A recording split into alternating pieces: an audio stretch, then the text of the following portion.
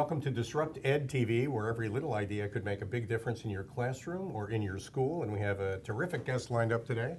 Her name is Jane Oates, and she is the Director of Policy and Events at Working Nation, which is a media company, and we'll ask her questions about that. She'll explain that to us later. And prior to that, she was the Assistant Secretary of Labor in the Obama administration. So she's had a lot of experience, including testifying before Congress, Yes. once or twice or 30 Or times. 34 times. Or 34 times.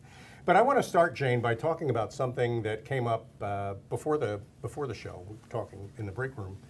And that is that transition between 12th grade and what I kind of refer to as 13th grade, and how we tend to work in silos, and maybe that's part of the problem as you see it. Maybe you could talk about that? Yeah, I think, when we were growing up, you could leave high school with a sound education and go right to work. Or most of us could go right to college and finish in 4 years. That's just not the norm anymore. So when you talk about 13th grade, I think it's clear that everyone needs something, some kind of post-secondary credential. The question is, when do they have to get it? We all went directly at 18. Some of us may have been ready, and quite frankly, some of us weren't. Quite a few of us weren't, That's as I exactly remember. right. We just stumbled through, but there were jobs at the end of an associate's degree or a baccalaureate, regardless of what you majored in. Again, not true today. That bachelor's degree no longer is a guarantee of a job, and quite frankly, a young person leaving high school, if they had the right kind of high school education, could move in with major companies and make a family-sustaining wage job, really make decent money and get the employer to pay for their post-secondary education. And I think that's really an option more and more parents of all socioeconomic levels have to look at as a real possibility, because that 13th grade now comes with heavy debt. It comes with very heavy debt. And you mentioned a statistic, too, before the program, how many adults with half of college education that are in the state of New Jersey. Right. I had the privilege of working for Governor Corzine as his commissioner of higher ed. So we did a lot of study on who goes to college in New Jersey. We're a big exporter state in New Jersey. We keep other colleges rich. But today, not when I was with Corzine, today there are 570,000 people living in New Jersey who have some college but no degree. So they didn't get a 2-year degree, they may have gone to a 4-year college, or they may have dropped out in their senior year at a 4-year college. And there really has to be, for this state to be as great as it really can be, there has to be an effort to get those people back and finish their degrees. Even if it's a 2-year degree in the right thing to meet the needs of business and industry in New Jersey. It's important for them to get some certification Absolutely. of some kind, even if it's not a full 4-year degree. Absolutely. And many of them have given up because they just feel as though it's not working for them, or they're tired of digging that debt hole. Yeah, they weren't successful. Who feels successful if you dropped out? Regardless of why you dropped out, many people leave college not because of academic reasons, but they can't afford to pay the fine, the parking fine that they got on Seriously. campus, or the library fine. People still use libraries occasionally. Wow. So they left for crazy reasons. They left for crazy reasons. That's right, and they never went back. Basically abandoned what could have been a degree and walked away from it, and now maybe regret it. That's exactly right. Maybe really stymied in their career because they can't move forward because they don't have a certification. Or They never knew the consequences of those actions. That's It's true. Right. And maybe they're just sort of divorced from it. That's right. Mentally, anyway. But, That's right. okay, so what you're telling me, Jane, is that you know that things have to change. Our audience are educators, school administrators. What do they need to change? What has to change in education in order to solve this problem? So I would tell you from a personal perspective, but also from Working Nation.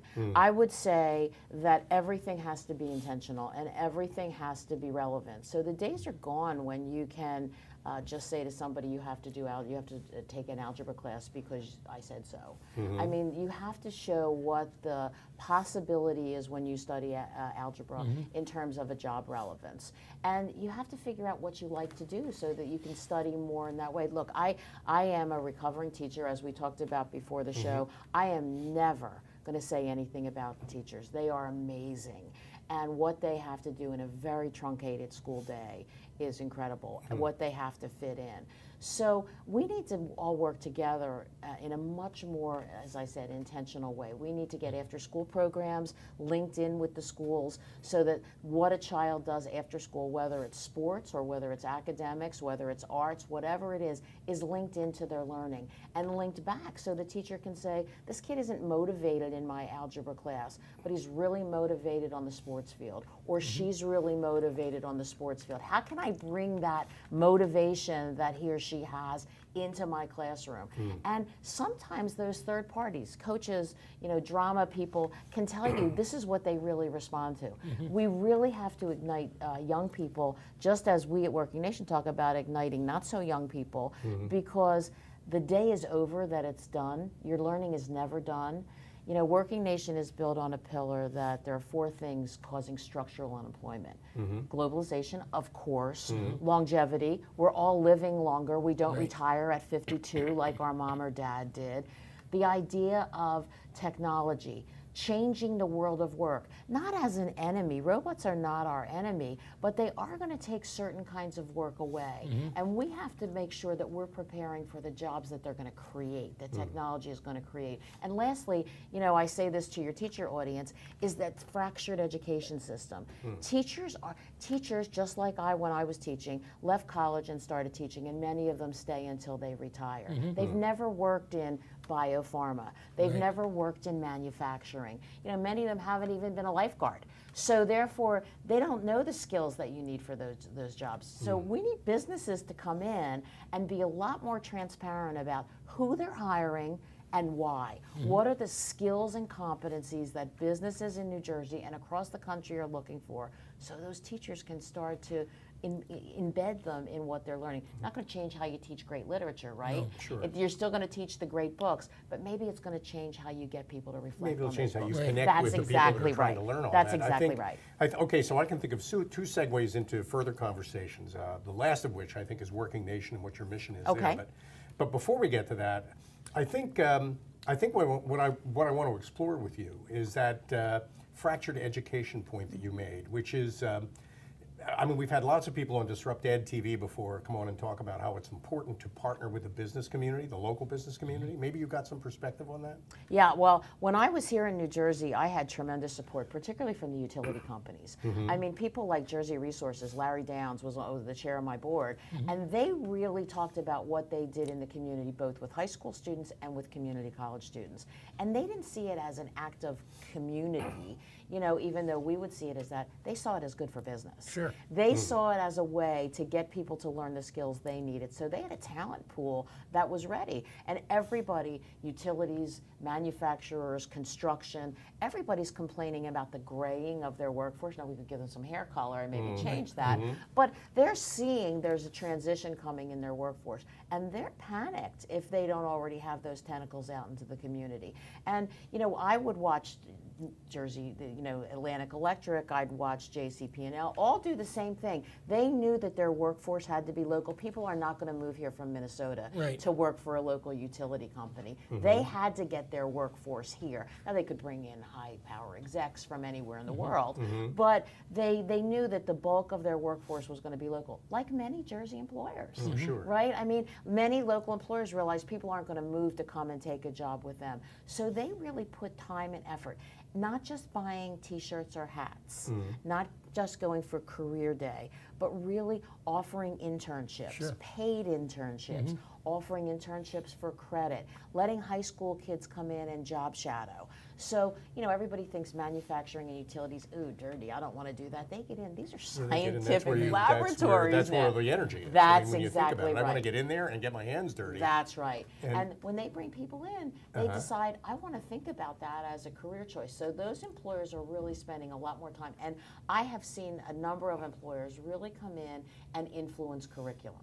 Now, curriculum is a local decision, right? The local boards make those decisions. But how you teach what you're going to teach can be influenced by industry. Industry can give you equipment. And certainly in New Jersey, they do a lot of that, especially in career and tech ed.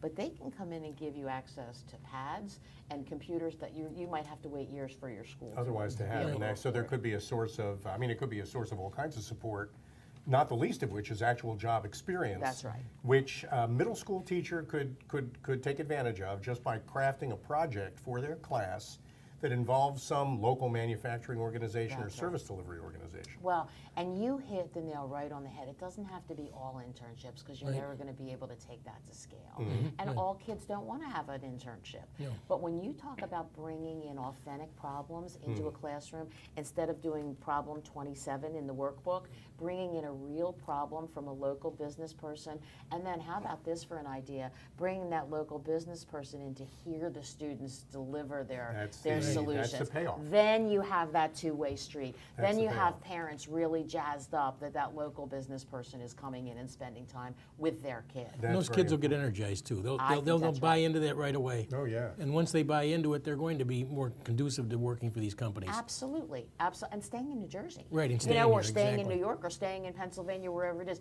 This is becoming a bigger problem for all of us. Mm-hmm. You know, it used to be a rural problem. People didn't want to stay in Elmer, New Jersey, right? Right, Or yeah. you know, they didn't want to stay in Lancaster, Pennsylvania. And those rural communities started to really dry up and have a real talent drain. Now, with working remotely, you can live anywhere and We're do seeing that anything come you back. want to That's do. You're true. seeing it really Yeah. change the face. So now those folks need to have access to these kinds of jobs so they can aspire to them. Right. So then that's a segue into my next conversation, which is what you do at Working Nation, what Working Nation does to solve this problem. Maybe you can talk a bit about that. So Working Nation is amazing. It was founded by a guy, a person of individual of great worth, Art Bilger, and he decided several years ago, just as I described, that structural unemployment is coming, and there's nothing we can do to change it, and we wouldn't want to hold back. You know, we don't want to become a third world country. We want technology to keep developing in our country. Certainly. We want to be the leader in the world. And he said, you know, this came together for him, and he decided he wanted to ring the alarm bell. He wanted to let people know not only that change is coming and you should think about getting ready for different kinds of jobs, but he wanted to really find local solutions. He thinks all solutions are local, and he wanted to promote them so that other people could see how someone solved the problem here and could you solve it in your community. And he does that through live events. But also through short documentary videos, and puts a face on it. So the person looks just like you or me that's going through this retraining program, and somebody watching it says, wait a minute, I can do that. If Jane did that, I could Then do I that can too. do that too. And it's 18 months old. He spent 2 years before he went live trying to get himself up to speed on what solutions look like and what are the success factors in a real solution. How do you take it to scale? And then he started doing the videos, and already we've seen it. I'll give you a local example. He did a video on a nonprofit called PHI in New York, and they're a home health care company. And we all know that home health care jobs are going unfilled for a long time, Sure. mainly because they don't get paid. Let's be serious. You know, it's a low-paying job, Right. and a job that we're all going to need, right? We're all going to need it for our mom or dad, or we're going to need it for ourselves. And what PHI did is taught people how to use electronic equipment, a pad, so that when they would go, they would see, you know, Mary that they're visiting is on a low-salt diet, but she's eating canned soup. And they would write into the nutritionist and get the answer right away saying, Mary, there's so much sodium in that can of soup you're eating, that's why your blood pressure's up. You need to get low sodium. But they get the answer right away. As the women, most of them were women in this workforce, got trained to really become proficient on the equipment, they got paid more. Really? Guess what happened then? There wasn't all the mobility. People didn't leave. They had They to, stayed, and that was had it, because they felt like they had a career. That's exactly right. And it They wasn't felt just they a were job valued. anymore. That's right. Yeah. So already that PHI video has gotten traction, and they're starting it in Philadelphia as well. See, It's that amazing. to me, that's a continuation of the fractured concept, because where a healthcare organization might have been food, nursing, now it's really all one thing, where Absolutely. somebody is advocating the health of a particular resident in that facility. I look at everything that this resident Absolutely. is being treated for. That's exactly right. And eating. And maybe the only health professional who comes into your home. And if Right, you think about exactly. it, that's You know? it. And so, and then you can make a difference. You can just make a difference in that person's life. That's right. And it's more rewarding intrinsically. And plus, you can make more money if you know how to do all And that. the company makes more money because, you know, with Medicare and Medicaid, if you get readmitted for the same thing within 30 days, the hospital gets no money. Right. So it's in the best interest of hospitals to do this as well, because if they can keep you from a reentry, then they get paid. And if they don't get paid. And you can retain employees more too. Absolutely. Employee retention goes up. Oh, yeah. Turnover goes down. Absolutely. overall It's a benefit. win-win. Absolutely. And you know, at the end of the day, you're giving better patient care. Yeah, that's, so how is that bad? That's exactly right. Okay, Jane, I'm going to ask you a question. Back Okay. when you were the Assistant Secretary of Labor, Yes. I guess you saw this problem. That's one of the things you testified on. So maybe you can, from that perspective, I know you came up from Washington to be on our program. We appreciate that. But from your perspective in Washington, what did you see there? Well, clearly, most of my time when I was Assistant Secretary was spent outside of Washington looking at problems. You remember what the auto industry was going Right, through when exactly. President Obama first came into office. And, you know, people think about cars. They don't think about what happened in Akron, Ohio, because that was where they made windshields. Right, exactly. You know, it wasn't just a Michigan problem. And quite frankly, there were foreign car manufacturers all over the country. You know, many of them stationed in the Southeast and in the Midwest more than in Michigan. But we saw people who had the rug pulled out from under them. These people had worked hard their whole lives. They had played by the rules. And they had no idea this was coming, that this major disruption was coming. And we're still seeing it to a lesser degree. You know, what was happening then when I would go out and meet with these employees, they'd say, I'm 46 years old, honey. Where am I going to get another job where I Right, can put right. food on the table? You know, I can take a 2-week vacation. In Michigan, they go to a lake instead of at Jersey, they go to the shore. Right. You know, but they were used to taking a 2-week vacation. Now they had nothing. Their life is You turned know, upside down. and you would say to them, well, you know, you're entitled. You can get retraining. Retraining. I want a job. Right, I exactly. don't want to go to school. Do Right. I look like I went to school? Do I look like I cared about school? And your heart would break. I mean, Sure. it didn't matter whether it was Navistar in Indianapolis or Ford, you know, or Carrier became the newest one now since I've been out. But these are people. This is not a statistic. These are real people.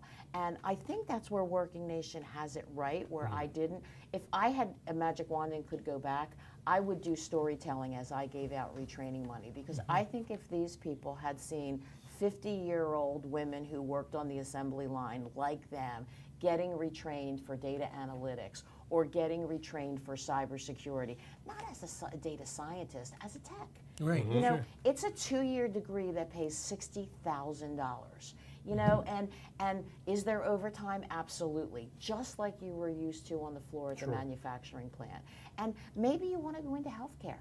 You know, and they would say to me, I don't want to, you know, wipe people's noses. They would say something more colorful than that many times. Right. You know, but they didn't realize that billing and coding is actually a lot like manufacturing. It's very step by step, and with the right kinds of training, you could get into that billing and coding job, and quite frankly, you work in a team just like you did on the manufacturing floor.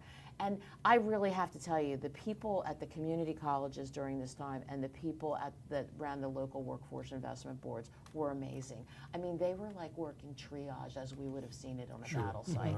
You know, not only did they have to get people the information about jobs, Right. but they had to be social workers too. I Exactly. mean, you can't talk to someone about getting another job until you feel their pain.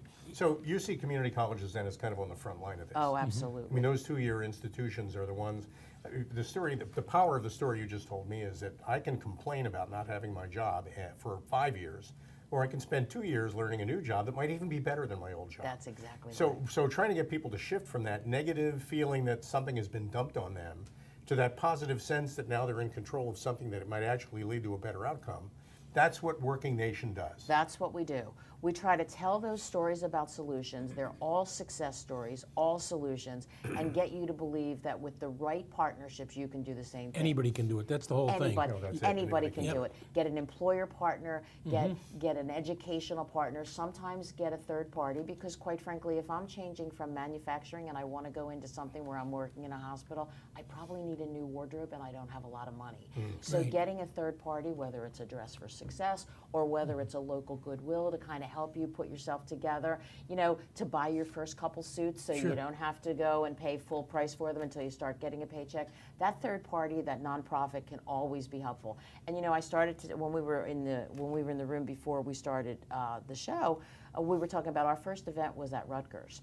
And Rutgers is leading, in my mind, the nation in what they're doing with the Heldrick Center in terms of making sure that long-term unemployed older workers have a mentor, have somebody, because we know people who we know, right? We know people from our last job, and guess what? If they all got laid off and they're all looking for work, who's going to help you? Who's going to be your sounding board? So having the way Rutgers has set up this program is amazing. You get a professional mentor where they try to give you somebody in a job where you might aspire to be, who can tell you a little bit, what's it like to work for pharma? What's it like to work in higher ed? Sure. So you know what it looks like, what it feels like, and if that's right for you.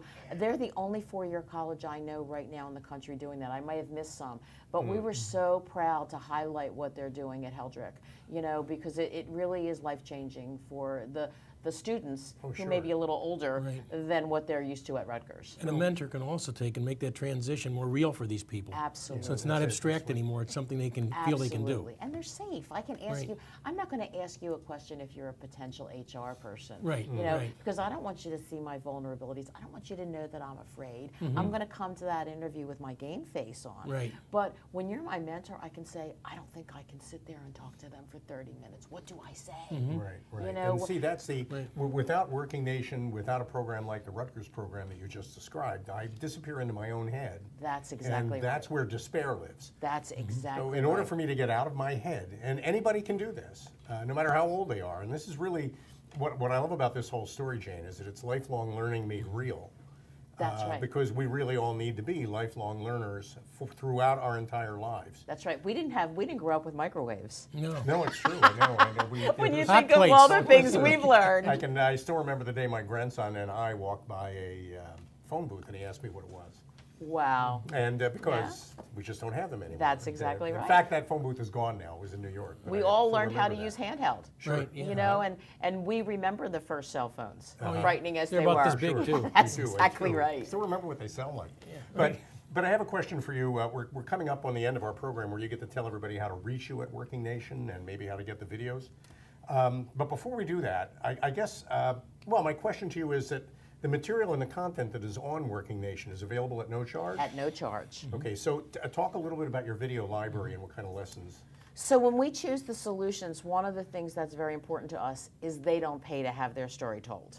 Because then people on the outside could think, sure, anybody can pay and have their story told. That's called a commercial. Right. But we get money, again, Art has been incredibly philanthropic, and we're also funded now by the Lumina Foundation, and we have some other funding. So money is never the object when we see a story that we want to tell. And we tell it exactly as we see it. All the journalists who work for us are people who used to work for name recognizable channels and things like that. So that when the story comes to you, it's really the real story. It's what the person went through, how hard it was, but how successful they are now. And I think the reason for people to watch, and I hope they do, is, and we put it out through media partner channels, so we really push them out as well, and we push them out with our partners. So if we did one on Snap One Tools, and their partnership with Gateway Tech in Wisconsin. When we pushed it out, they pushed it out through their channels as well. Right. So we're getting to audiences that aren't just teachers. We're getting to, and not that that's not enough, we're getting to audiences that aren't just corporate execs. We're getting to a wide breadth of audiences, and we hope that normal people are seeing it and seeing that they can be this part too. We put out a weekly newsletter where we kind of crawl for stories that we didn't do videos on, but we have print stories on there. I think it's another way to get people, and we're always looking for successes. We're looking for solutions, so that I hope people call us to tell us what we're missing. What stories aren't we telling that we should be telling? Great. And we're coming up on the end of our program, so there's your camera, Jane. There's Tell my them how to camera. reach you. WorkingNation.com. Even though it's a nonprofit, Working Nation was taken, the nonprofit, so WorkingNation.com. Please look at our website, and you can get all our contact information through there. Jane Oates, what a pleasure to have you. Thank you so much. Thank you very Thank much. you, Made it Jane. fun. Thank you so much.